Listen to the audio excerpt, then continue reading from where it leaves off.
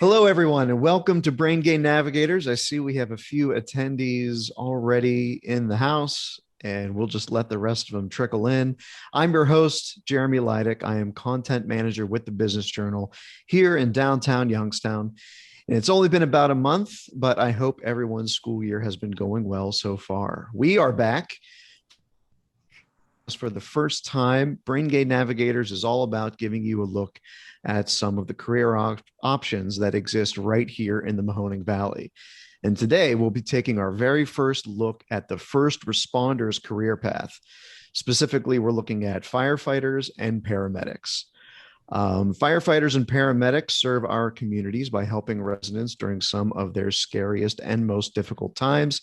In addition to putting out fires, these individuals also provide medical attention to individuals in emergency situations. From now until 2030, the employment of firefighters is expected to increase 8% nationally. Paramedics are expected to increase by 11%, which is actually faster than the national average for all occupations. And today, we're going to give you a look into what these jobs are all about. And to help us, we are joined by representatives from the Austintown Fire Department, who also happen to be instructors at the MCCTC Adult Career Center. I am very happy to be joined by Fire Chief Andy Frost, Battalion Chief Tom O'Hara, and firefighters and paramedics Judy Hartley and Nick Heitzer. Good afternoon, all. Good afternoon. Hi. A little later, you will hear from our panelists, and they will be ready to answer any questions you have. So as always, be thinking about what you want to ask. But first, I want to play a video of our visit to the fire training facility at MCCTC. So hang tight, sit down, sit tight, I should say. Relax, enjoy the video, and we will see you in just a few minutes. Brain Gain is sponsored by Farmers National Bank, Sweeney Chevrolet Buick GMC, the Mahoning Valley Manufacturers Coalition, and Southwoods Health.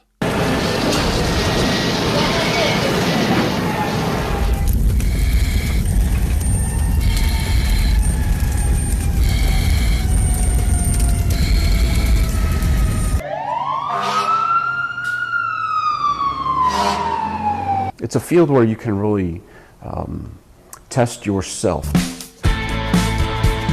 I love going to work every day. I love going to work every day. Test your courage, test your mental strength. It's a very rewarding career. There's a lot of challenges to it. But the good overrides the challenges. Test your emotion. Having partners and crew members that you see every day, it helps lighten the load on some of the stressors. Team player. It's all about the team. Going out and reaching people within their homes on the worst day of their life, that was really what connected with me. There's a lot of good and there's a lot of bad, so every day it's a little bit different. There's a lot of hard work that goes into it. If you don't want to be a team player, this is probably not the place for you. People are counting on you to know what to do, when to do it, and how to do it. You're going to be with folks that are just like you. Everybody that comes here has a desire to help people.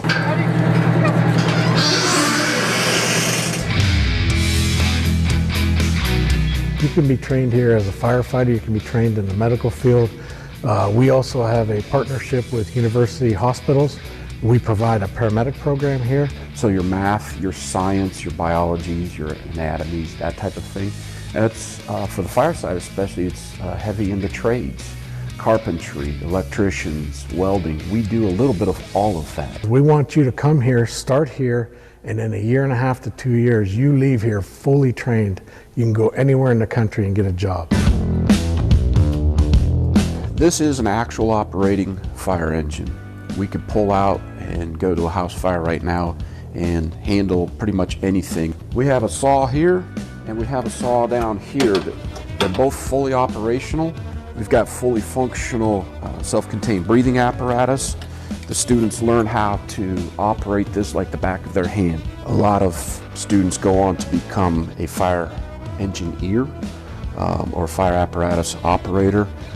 So some of the things that are good with this that you can do in schooling, it's where the physics kind of comes in. This class is not just a sit in a lecture all the time. there's a lot of hands-on. The dispatchers typically give you all the information that they can, but they're only hearing one side of the conversation a lot of the time. And that's what they relay to us. And when we're on our way to the call, we could prepare as much as we want for what they're telling us. But when you walk in, it could always be something different. We want you to come here, start here, and in 1.5 to 2 years, you leave here fully trained. You can go anywhere in the country and get a job. You know, we always prepare for anything from overdoses to cardiac arrest to having to do CPR in front of family members, loved ones. And that's why we work in groups of 2s and 3s and 4s. I have been in EMS for about 15 plus years. Well, obviously this is not an ambulance. This is what we would call a supervisor's vehicle or a backup vehicle. We keep most of our equipment in the back here. And we have pretty much the same thing that is on an ambulance. We carry oxygen just like they do in an ambulance. This is what I call my jump bag or my house bag. It has a little bit of everything in here. I can take care of kids. I can take care of adults. When we talk about being out on a fire scene, what are one of the things that we take care of other than patients on a fire scene is house pets, dogs, cats. And so we have these that we're able to hook up to oxygen. This would be for a large dog.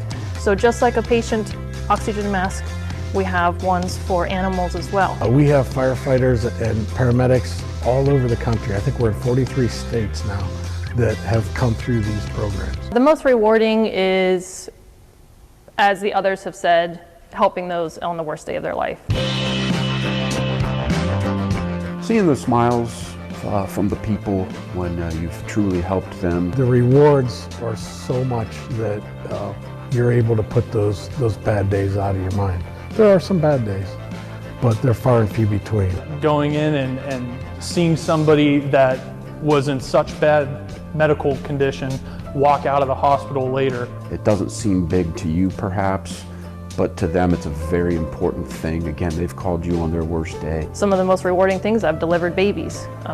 So you have both aspects. Sometimes they come back and visit, sometimes they don't, but I've had a couple over the years, and it's a very rewarding part of the job. You are dealing and handling families on the worst day of their lives, and you're also part of the celebration of life. And that's probably one of the most rewarding times. Brain Gain is sponsored by Farmers National Bank, Sweeney Chevrolet Buick GMC, the Mahoning Valley Manufacturers Coalition, and Southwoods Health. That was the world premiere of our tour video at MCCTC. It was a lot of fun, and thanks to MCCTC for helping to make that possible and providing that very, very cool footage, the thermal cam footage. That was something else. So we're going to go ahead and get started with the Q&A portion. So students, if you have a question, you can either click the Q&A button down at the bottom, and that'll open up the Q&A chat, and you can type in your questions. Or if you're feeling brave and want to ask the question yourself, you can click the raise hand icon, and I will turn on your microphone so you can ask the question. So go ahead and start firing away, but I have a couple of icebreakers so I can kind of help get the ball rolling. So I'll just go ahead and open this up to the floor. Generally speaking, what sort of interests or hobbies or natural abilities would lend themselves toward making an individual a good fit for being a firefighter or a paramedic? So we're looking for the person. Physical traits and all that are great things, and they help tremendously. But we're really interested in a good person. We can train them to do everything that needs done. What we can't do is train them how to be a good, caring person. So that is one of the traits that I really look for, especially when I'm doing the hiring for my department. I'm out there looking to see who would be a good fit, who would do that, and somebody that really cares about people and wants to do a great job and help people out. That's kind of the traits that I really look for.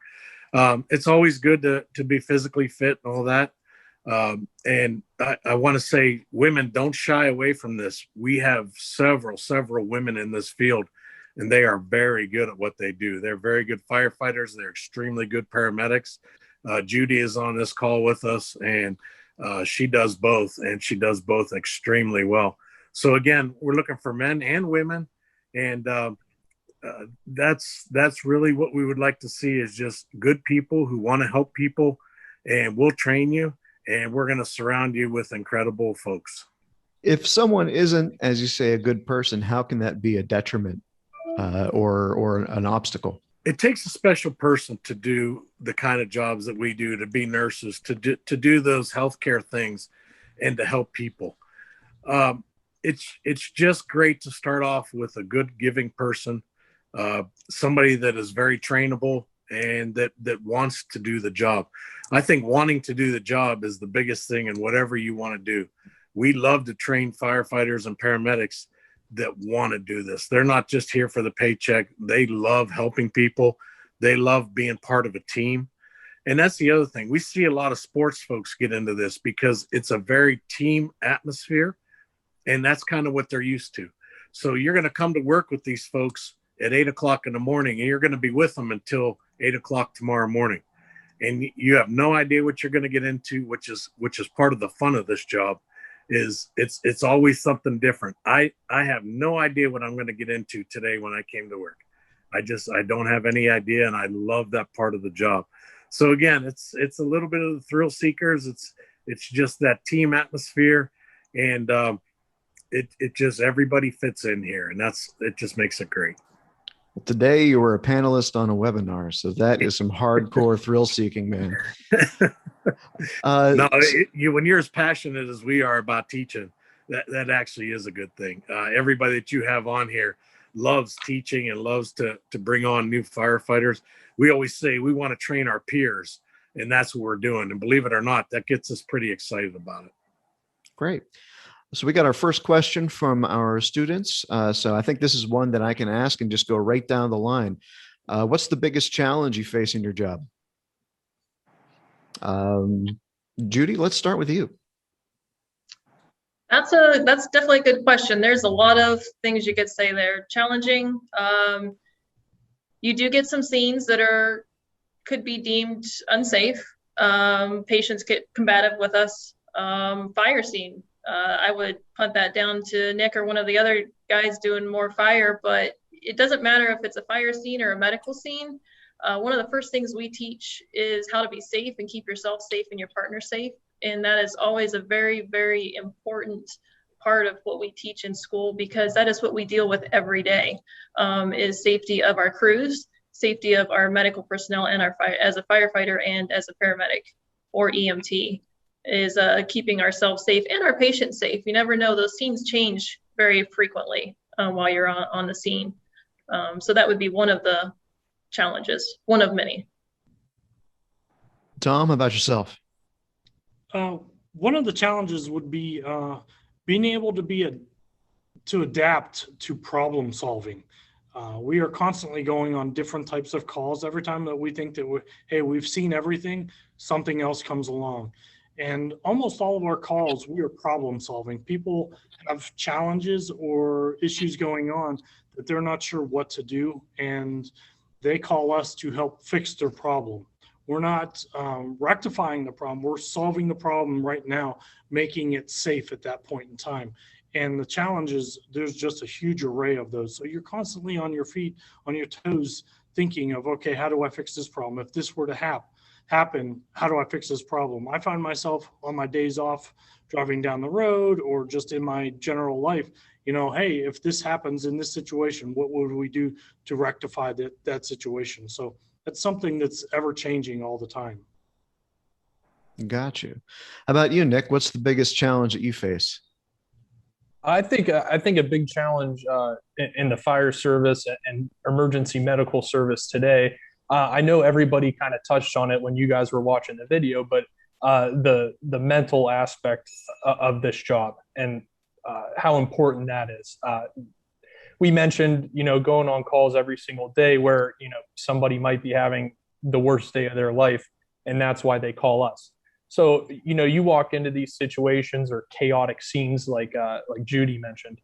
And when you go into those scenes, it's important that you put on essentially your game face and keep that positive mental attitude. And you know what? It's very difficult to do at times when you're in front of a difficult patient or family members who are trying to deal with the emergency in their own way. It's a very difficult job. It takes a mental toll on you. And that's why I think it's just the mental preparation is a very important part of this job. It's a very difficult part of this job. How do you prepare for that mental challenge? And how do you sort of just keep your head on your shoulders when you're doing this day in and day out? Actually, I mentioned that in the video as well. And that's honestly, it's your colleagues and it's being around for a little bit because, going in on a difficult call the first time in your life when you're 19 years old, like I was when I first started, it's going to take a mental toll on you. And the only person or the only people to lean on are often the people who have been in that same situation as you have. So ironically, Battalion Chief O'Hara is one of my mentors. He's my battalion chief on my shift. So going on these calls, when you have a difficult one, whether it's the first of the day, the first of your life, you come back, you talk about it, and being able to do that kind of helps you through it. Got you. Okay. I appreciate that. So generally speaking, how long does it take for training for a firefighter or a paramedic? And I got to imagine that you're always learning. I mean, there's never an end to it. So, how long is it before someone is ready to get out there and get to a scene? And then also, how often do you have to update that training? Chief O'Hara, you are the big training guy. You want to take that? Absolutely. So there's a few routes to go. To be a full-time firefighter in the state of Ohio, you have to have Fire 2, which is 260 hours of fire training. On top of that, there's a few other things that you have to have. So you're probably 286, I believe it is, for all of those classes. And that could be broken down into Fire 1 and Fire 2. They break it down, or they separate it. So Fire 1 is 160 hours. Fire 2 is 84 hours. So if you choose to go that route to break it up due to your schedule, a lot of adults do that to where it's more conducive to do the training in two courses rather than in one clump together. But in the end, all the information is the same. It's just they're separating it. So that's what you're going to do. And that includes all your fire training. We're going to teach you how to teach you about fire behavior, teach you about personal protective equipment, your SCBA and your turnout gear, to climbing ladders, to using fire extinguishers, to doing fire attack, which we call fire suppression. We're going to do that. Ventilation. And I'm just going down the list of things that are in the book that we cover. There's a gamut of things that we do. So that would be what you would do initially as your fire training course, whether you do Fire 1 and Fire 2, or you just do a Fire 2 course where it's all encompassing. And that, like I said, that's 260 hours. And then included in that, or that we have to add on to that, that's not included in those hours, is an emergency vehicle operator course. So we're going to train you how to drive an emergency vehicle, what to expect, how to handle those situations that arise as you're driving. And then we need you to do some EMS training. At minimum, we need to do some CPR, because if you don't go the EMS route, whether you're EMT or paramedic, you at least have to be able to do some little bit of first aid and CPR, because that's required of the job. So those would be on top of those. So that would be what you would have to do to get your certification to become a state certified firefighter. But that's only part of it. Every year after that, you're required to do 18 hours of continuing ed. But that's at the minimum side. we are teaching you how to be a firefighter. And then when we get you on the job, we never want you to stop learning and progressing and improving your education. There's always new things that come out. There's always new specialties. There's always new details that you have to do and you have to learn about. So we want you to continue on, but at minimum, you have to have 18 hours a year of continuing ed to maintain your card. And that's renewed every 3 years. So whether you're fire or EMS, that would be renewed every 3 years, and those start over, and then the state would issue your card for the next 3 years, and then that process starts over. Got you. Okay. And are there specific trainings for other, I don't know if it'd be more focused types of firefighting? During the video, it was mentioned that there's a firefighter engineer or a fire engineer, but then there's also wildfire firefighters. The guys and ladies are out in the West Coast, out in California all the time, it seems. Are there special training pathways for those job types? Absolutely. Even in the field, we can go into technical rescue, where we have confined space rescue, trench rescue, high angle rescue, swift water rescue. You can go and get certified as an engineer, going to the academy or here, and we put on an engineer, which would be a pump operator class, to have a better understanding of operating the pump, to deliver the water, and everything starts at the pump, because if we don't have the fire truck or the pump, it's hard for us to get the water on the fire. We need that guy standing at the pump, giving us the proper hose, the proper pressure to extinguish the fire in a timely manner. We want to get in there and do a fast attack on the fire and get it out as soon as possible. There's other avenues, there's other trainings out there that are constantly being put on to better our skills, as far as a company officer. You can go to company officer school, where they're going to teach you how to more or less deal with emergencies and personnel underneath you, because at that point in time, now you're managing people that are under you, and it gives you a better understanding of what's expected of you going forward, handling this emergency situation and in the station house. There's strategies and tactics classes that you can go to, that they're teaching you how to handle this situation if you've come across this. And they're industry experts. There's not necessarily, it's one school. There's industry experts across the country. Every town has their own fire department. Some are busier than others, and some take their information and their training further. And the great thing is they bring it back and they want to share it. A lot of times they're sharing this information with you for free, and they just want to better the fire service as a whole, and spreading that knowledge is just priceless. Got you. Thanks very much. Another one of our students asked, is there a difference between EMT and paramedic, and how can you define those two job types? Yeah, so EMT is the first step, and you have to go through EMT class before you can go on to paramedic. EMT consists of about 16 weeks or 4 months of education. It depending on if you're doing a high school program or adult. If it's an adult program, it lasts about 16 weeks. It teaches you all the first aid, more in-depth first aid, how to, and there's a certain amount of medications you can give as an EMT, oxygen and some other medications that are at the state level that you can give. And once you complete that, you can actually start working on an ambulance as an EMT. If you want to further the education and be, what we call the big dog on the truck, you get to be a paramedic. And that is an additional 1.5 years. So really 2 years total. If you were to take an EMT course and then go on to paramedic, paramedic is a very, very tough course, but it's very rewarding. So when I say that, I don't want you to be afraid and say, oh, I can't do it, because you can absolutely do it.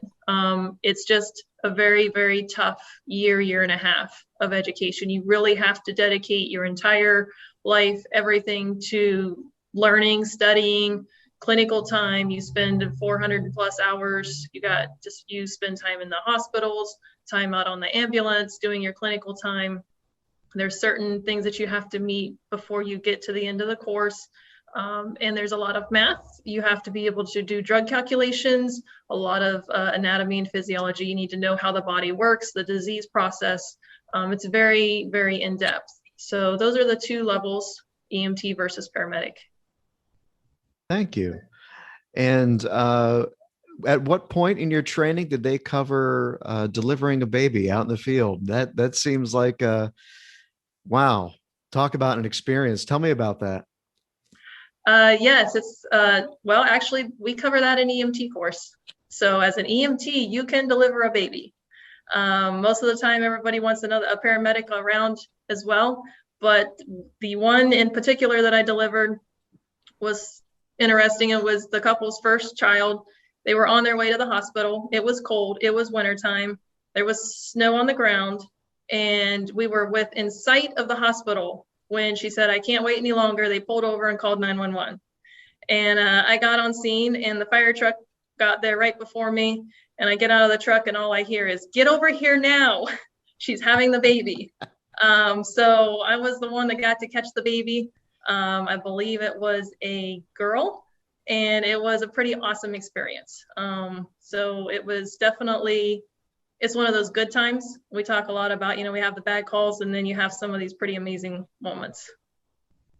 Absolutely. Now, Nick talked a lot about, kind of coping with those difficult times from the paramedic perspective. I mean, you're dealing strictly with the people. Tell me a little bit about maybe some of the stressors that would be unique to that position, and how do you cope? So you really, as a paramedic, there's a lot of responsibility. When you get on scene for a medical call, you need to have critical thinking, and you have to be able to think fast. We talk about how dispatch gives us as much information as possible, but that might not be exactly what's going on when you walk into that house. It might be something completely different. So as a paramedic, you need to be able to think fast. You're like a detective. What is going on with this patient medically? And that your training really comes to the forefront with that. That helps you determine what's going on, how to best treat that patient, quickly treat that patient, and get that patient to the care that they need to go to, which hospital, what will be the best for that patient. It can be stressful, but that's where that team effort comes into play. You have your partner on the truck, you have your fellow firefighters, first responders. We are a family, 100%. We are an absolute family.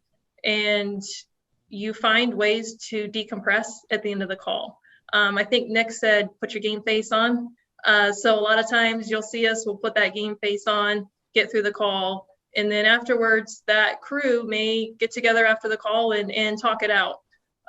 Just sitting on the back bumper of a fire truck or an ambulance, we talk about the call and how did we think it went, with that crew that was actually on the scene. And that does more than anything, really, I feel like. And that's just my personal opinion in the last 15 years of doing this. Okay. And Judy, I'm going to keep picking on you. Why did you decide to choose this career? What was your moment when it was just like, yep, that's what I want to do?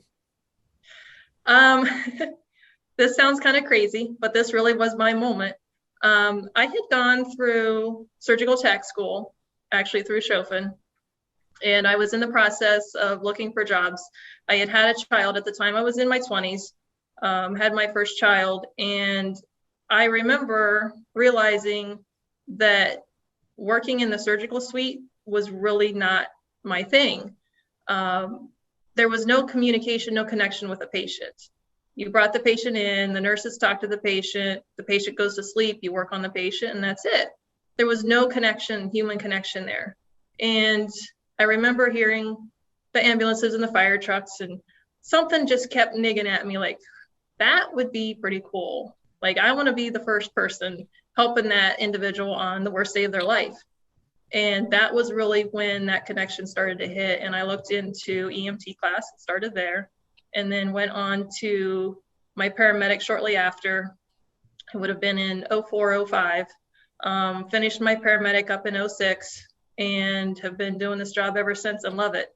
And then I'm a late bloomer. I decided to tack on some fire school and recently went through fire a couple years ago, and probably should have done it sooner. If I had to do it over again, I would definitely do it sooner. Yeah, it seems pretty exciting. Nick, I'm going to ask you the same question, man, because whenever we were meeting back at MCCTC, you had a pretty interesting story about how you got started as a firefighter. Can you tell us? Yeah, so going through high school, you obviously have a couple different career paths that you might want to go down. My dad is a captain on the Austintown Fire Department that I work for, the town that I live in. So, I was initially going to college to play baseball, I thought. And then, as we went down the road, the one day he said, why don't you just come ride one day? Come ride one day and see what you think. And, and we'll see where it goes. So I came to work one day, and I actually rode with, at the time he was a lieutenant. He was on a different truck, and I rode with the captain of his shift, the person who was in charge. And they got a structure fire on the first day that I was there. And then I rode a second time, and there was a cardiac arrest that I was able to go on. And at that time, a couple different people looked at me and said, like, "You're 17, man. Like, you're sure you're okay with this?" And I said, like, "I think so. I mean, I'm here for the right reason. I'm here to help." And that was really the turning point for me to realize that this was something that I wanted to make a career of. But as Judy mentioned, I was kind of a late bloomer as well. I want everybody in here. These are all high school students, correct? Middle school and high school. Middle school and high school. Yeah. I want everybody to understand how important this job is, but I also want you guys to realize the opportunity that you have in front of you. So Judy talked about going to fire school later in her life, and then she talked about going to EMT school when she was in her 20s, and then paramedic school when she was in her 20s. I started earlier than all of them, and I still technically started later than the opportunity that you guys have. I was able to start EMT school when I was a freshman in college, and I went to college at the same time. And I was able to do fire school while I was going to college at the same time in those adult education courses.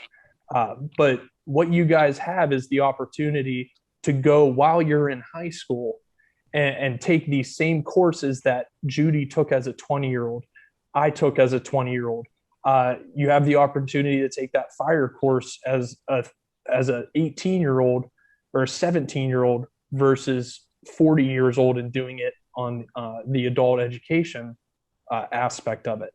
So you truly have a job opportunity, like Chief Frost said, all over the country waiting for you, as long as you take this school seriously, if you really want to do it.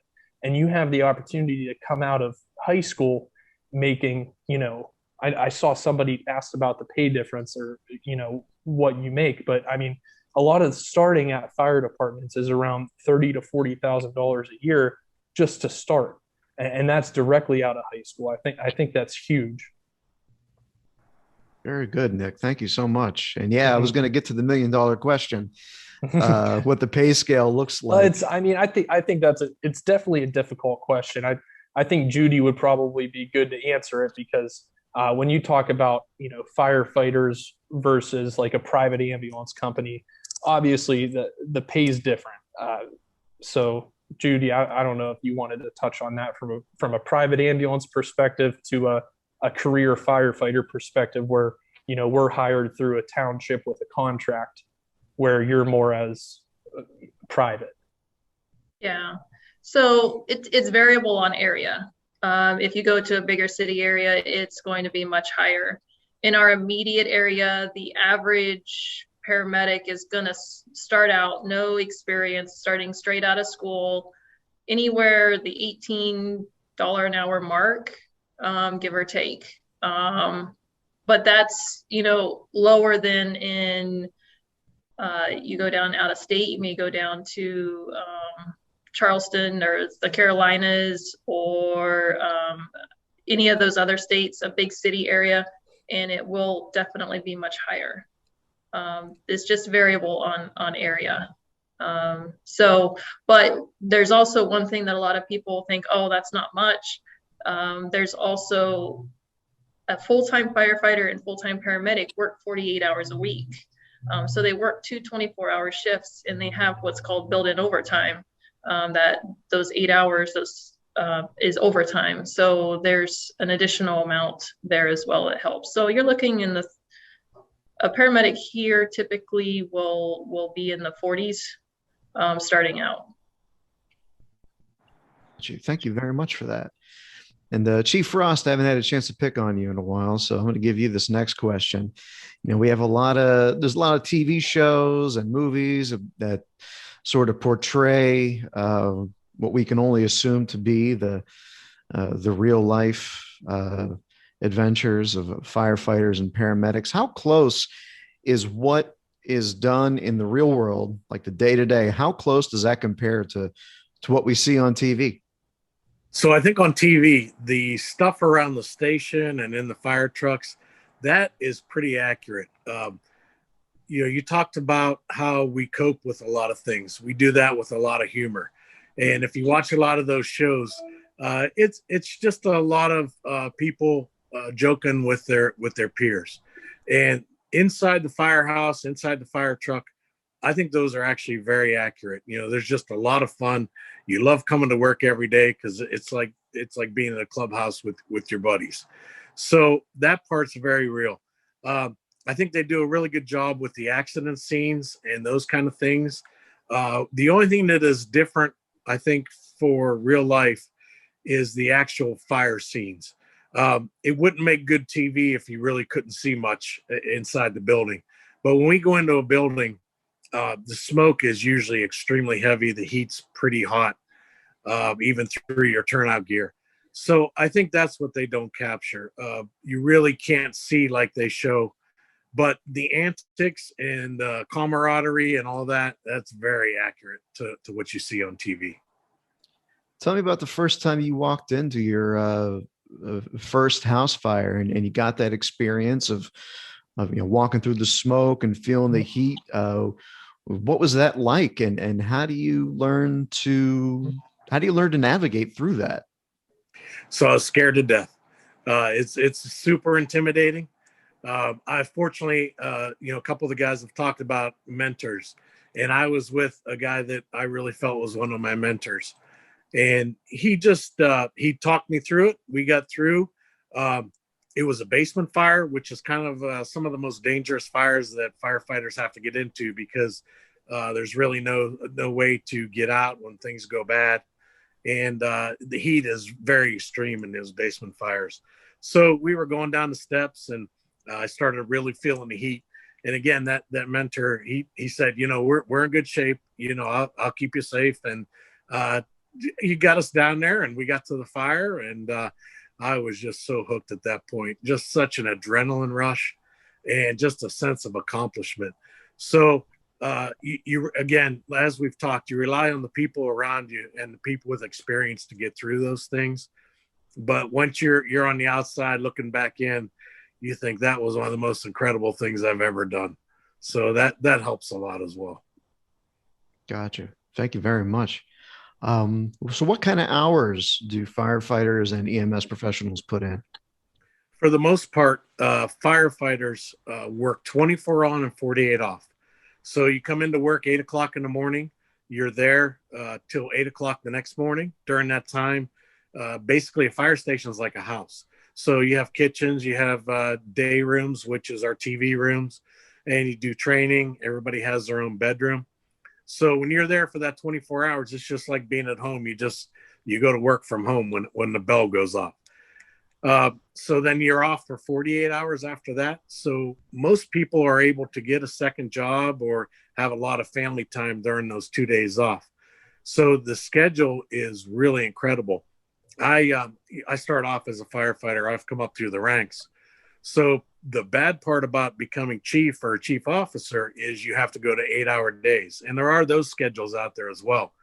But I really miss that 24 on and 48 off. So I love my job. I love coming to work every day, but I sure wish I still worked that 24 on and 48 off schedule. So, but that's basically how our schedule goes. Paramedic and EMS is a lot of the same. You may work just a hair less hours for them because of the overtime, but it's basically the hours we keep. Gotcha. Okay. And just ballpark average, how many fires can a firefighter expect to work in a given, I don't know, week, month, year? What's the benchmark? So I would say, and there's so many different variations of fires, you know, because we'll have outside fires, we'll have wooded fires, we'll have car fires. So those you could expect to see several of those a week. Good actual structure fires that, you know, you got to go in and it's going to get hot, it's going to get smoky. I'd say an average firefighter in a department like ours will see 1 or 2 a month. You get in the bigger cities, some of the more busy cities, you may see 1 or 2 a day. So it just depends on the area you're in and in the town that you're in. Gotcha. And Tom, you know, again, we got a lot of middle school and high school students participating today. Is there anything that the students can do to get started now if they're interested in pursuing this career path? Maybe job shadow opportunities, volunteer work, washing the fire engines. What kind of opportunities exist, if any? There's multiple opportunities. Depending on your age, sometimes that is a limiting factor in what you're allowed to do as far as being too young. But there are a lot of departments in the area here that it will have a cadet program, a junior firefighter program, where they will take you on. They will allow you to come to training, maybe say training nights. In our department, we train on Monday nights, but every department's different. They do it a different night of the week, and they allow them to come on those days and observe what's going on. You're being exposed to the fire service, to the equipment, to the firemen, to the firemen on that said department, and you're getting a better understanding. Different areas, they have different programs where you can do those things. So there's job shadows to where if you wanted to ride on a fire truck, you would have to check with your fire department in your area if they would allow anybody to come and ride. We allow, we call them riders. If you come and with your parents' permission, you come ride for 4 hours, 6 hours, 8 hours and observe. We will put you in the station. We show you what we do. We show you around the station. We do some training. We will pull some stuff out to give you the experience. We'll put you in gear. We'll do those types of things. We're trying to get the hook in you to, if you're interested in the fire service. And before then, obviously you have to, go through school and stuff like that. You have to be out of school to be on the fire department. But, sometimes it's that little hook of just being exposed to it. There are other fire prevention weeks. Fire departments have open houses that you can go to, get in there, see the firefighters, see the fire trucks, the spray hoses and stuff like that. And just some of those things to get you exposed to the fire service. Nick had mentioned it earlier. I know this is for the adult ed program, but there are area career centers that actually have fire programs in the high school, so that you can actually go to high school in your junior, senior year. When you're done your senior year, it's possible for you to have, depending on your area, to graduate with your Fire 2 card and your EMT card, depending on the area. And we do the same training that we do for the adults, but we're doing that in a high school setting, and we're breaking it down And obviously the time slots are different, so over a longer period of time. But in the end, we do all the same evolutions, we do all the same trainings that we do for the adults in the high school program. And in the program here at the Mahoning County Career and Technical Center, the kids are allowed to do everything except for drive the truck and fill our air bottles. So everything that we do, they do. We teach them how to do it. If something needs to be done, we have the students do it. The instructors have already done it. We want the students to do it to get the experience going forward, no matter what that is. So that's the benefit of the Career Center here. And then I know also in Trumbull County, they have it there. I'm not quite sure where your audience is from, but it depends on the area where you're at, how their program is run. But it's possible to leave high school with your fire card, and then, you know, then you're job ready. You're ready for some civil service tests. You're ready to be hired on a department to then be a serviceable employee to where you're getting experience at that point in time. Gotcha. And once someone is officially in the job, how do they move through the ranks and work their way up to lieutenant, battalion chief, or fire chief? The fire service is paramilitary, and all the ranks depend on your local department. They're all set up different, but they're all run very similar. The titles may be a little bit different. So you're going to start as a probationary firefighter, or a rookie, whichever you would call it. It again depends on the department. And then you're going to go through a probationary period. Even though you may already have your fire training, that local fire department wants to train you their way. And again, fire's fire, we're training you. But everybody's personalities come into play here, hence the different fire departments. Then you would get off probation, you'd be a firefighter. Over time, when openings come open, generally somebody leaves the service at that has a rank, then we have to test and promote up to the said position. In my department, it's firefighter, lieutenant, captain, battalion chief, and then assistant chief and chief. So if somebody leaves, everybody's always moving up. So when there's an opening at the top, everybody fills those spots as we go through. And there's a testing process, because as you're an officer, we want you to have more knowledge and more ability, and that's what we're testing you on, is those abilities. And a lot of it is what you do as a firefighter, just expanded. You're just expanding on that knowledge and those abilities. Got you. Thank you very much. I really don't see any questions that were left unanswered. I think we covered just about everything from our attendees, as well as my cheat sheet of questions here. Any final thoughts from anyone as far as the career path, or maybe any parting nuggets of wisdom or sage advice to the folks who are watching today? Sometimes the most important step, and also the scariest step, is the first step. Is you going to do something out of your comfort zone? And a lot of these things in these fields are going to put you out of your comfort zone. And the sooner that you accept, hey, maybe I could do this. Let me just get out of my comfort zone and accept the challenge of, hey, let me go do that. Let me go take that ride along. Let me go see that local whatever. And taking that step, that's the worst step. And then it's all downhill from there. And then the camaraderie kicks in, and we get you hooked in the fire service to where you understand what we're talking about here, to then want to keep coming back and love coming to work every day. Got you. And what should a high school graduate who wants to get into the field do first?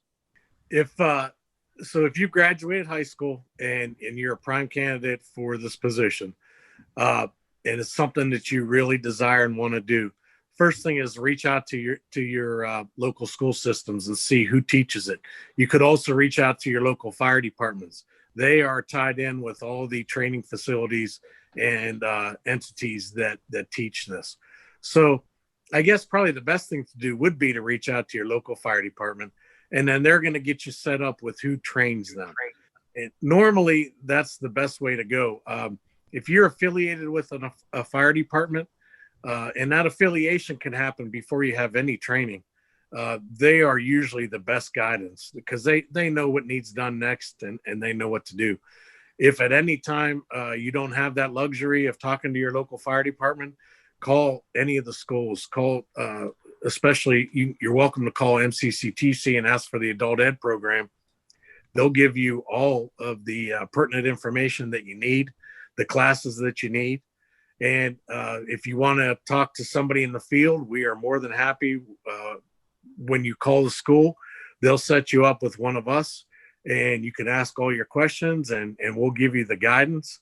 So there's so many places to get this guidance, and whether it be from us in the field, us at the school, or your local school, there's so many different places to get it, and all you have to do is reach out, and you will get some great advice from whoever you talk to.